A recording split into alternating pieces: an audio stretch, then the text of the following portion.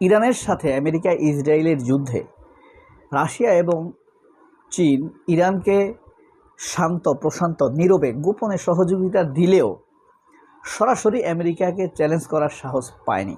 তবে গতকাল চীন আমেরিকাকে চ্যালেঞ্জ করে দিয়েছে।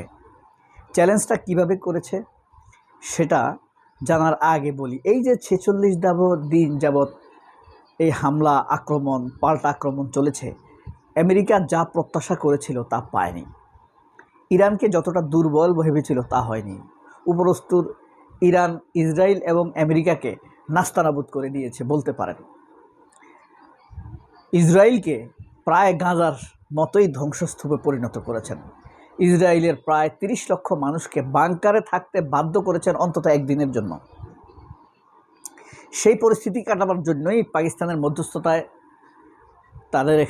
তারা একটি সমঝোতাতে আসার চেষ্টা করে আমেরিকার প্রস্তাবের ফলে, কিন্তু উগ্রদের কারণে সেটা আর শেষ পর্যন্ত হয়নি। তবে এর মধ্যে ট্রাম্প ঘোষণা দিয়ে বসে তারা হরমুজ প্রণালীকে অবরোধ করবে।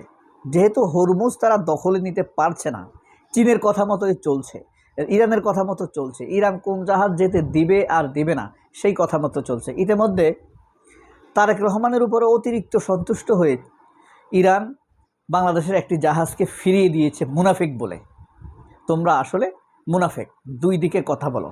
তারেক রহমানের পররাষ্ট্রনীতিতে সন্তুষ্ট নয় চীন। এর মধ্যে ট্রাম্প যখন অবরোধের ঘোষণা দেয় তখন ইরান আবার চ্যালেঞ্জ ছুঁড়ে বসে।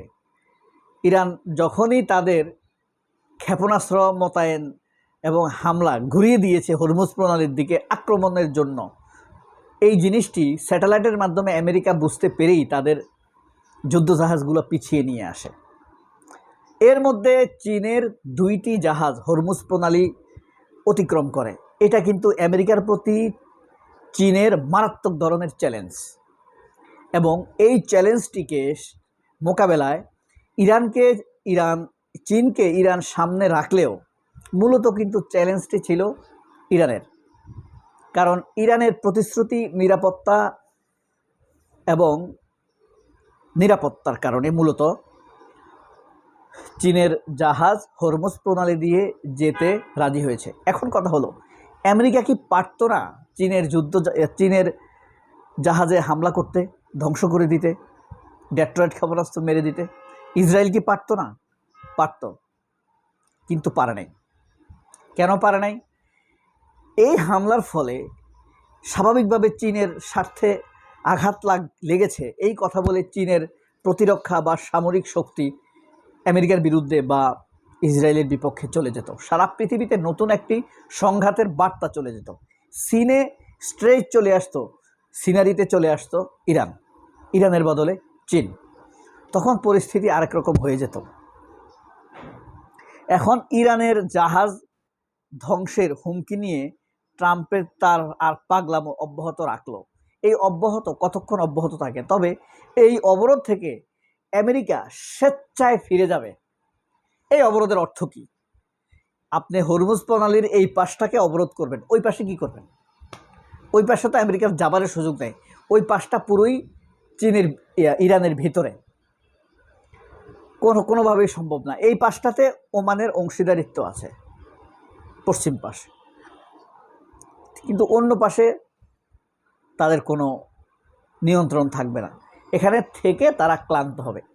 এইদিকে লেবাননে প্রচুর পরিমাণ আমেরিকান সৈন্য হতাহত হওয়ার নিশ্চিত খবর পাওয়া গিয়েছে। নতুন সামরিক জোটের ভাবনা ইসলামিক ন্যাটো কি আসলে কার্যকর হবে কিনা সামনে আসছে এই প্রশ্ন। আসলে ইসলামিক ন্যাটো এখন যে ট্রাম্প করতে চায়, এই ইসলামিক ন্যাটো করার উদ্দেশ্য কি? এই ইসলামিক ন্যাটোকে সে ইরানের বিরুদ্ধে ব্যবহার করবে। সুতরাং দেশগুলো, পাকিস্তান এটা বুঝতে পারতেছে, আবুধাবি, সৌদি আরব, আরব আমিরাত, ওমান, জর্ডান সবাই বুঝতে পারছে। সুতরাং শুধুমাত্র আমেরিকার পক্ষে ইরানের বিপক্ষে সংঘাতে জড়ার জন্য এই সামরিক জোটে কেউ যোগ দিবে, এটা খুব স্বাভাবিকভাবে আমার মনে হচ্ছে না। হরমুজ অবরোধ আসলে কতটা সফল হবে না। এখান থেকে ট্রাম্প ফিরিয়ে আসতে বাধ্য হবে। আমার একটা বিশ্বাস। কারণ এই অবরোধের অর্থ কি? এটা তো অলরেডি আপনি যতই অবরোধ করেন, কিন্তু এখান থেকে আপনি মালবাহী ইরানের কনসার্নের বাইরে আপনি কোনো জাহাজ পাঠাতে পারবেন না, ইরান মেরে দিবে। দুই পাশে ইরানের নিয়ন্ত্রণ রয়েছে। আপনি হয়তো নদীর দুই পাশের এক পাশে তো আপনার নিয়ন্ত্রণ নাই, এক মাথায় আপনার নিয়ন্ত্রণ আছে, সেখানে আপনি অবরোধ করতে পারবেন। এর বাইরে আমেরিকার সেখানে আসলে তেমন কিছু করার নাই।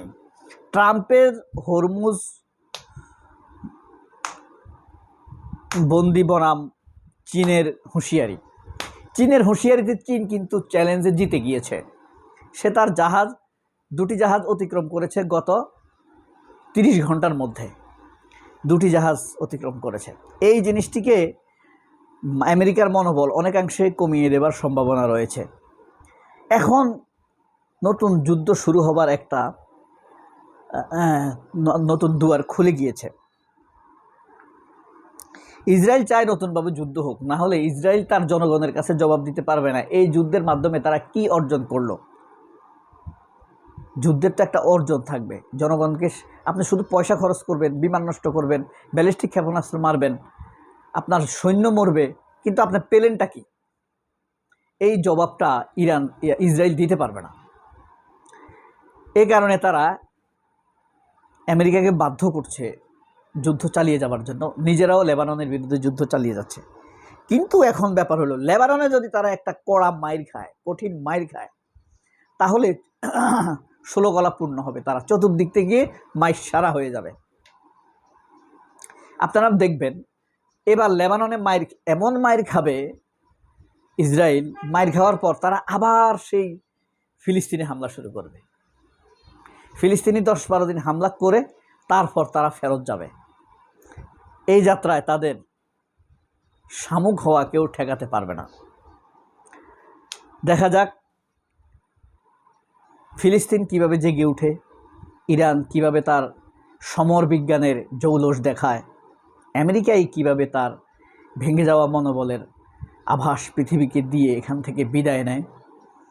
কারণ আমেরিকার ভিতরে সবচাইতে বিস্ময়কর ঘটনা, যদিও সবাই জানে, যুদ্ধ চলাকালীন সময়ে আমেরিকার সর্বোচ্চ লেভেলের প্রায় 40 জন অফিসারকে সাসপেন্ড করেছে। এটা একটা যুদ্ধ চলাকালীন সময়ে আপনি আপনার সেনাপ্রধানকে সাসপেন্ড করছেন, তার মানে আপনার যুদ্ধ সঠিক পথে নাই। এটা বার্তা পৃথিবীর মানুষ পেয়ে গিয়েছে। তাহলে আবারও স্বাভাবিকভাবে প্রশ্ন আসে, হরমুজ প্রণালী কি সফল হবে? উত্তর আপনার প্রেডিকশন সব কিছু বিশ্লেষণের ভিত্তিতে কমেন্ট বক্সে আপনিই করতে পারেন। সবাই অনেক ভালো থাকবেন। আল্লাহ হাফেজ। আসসালামু আলাইকুম।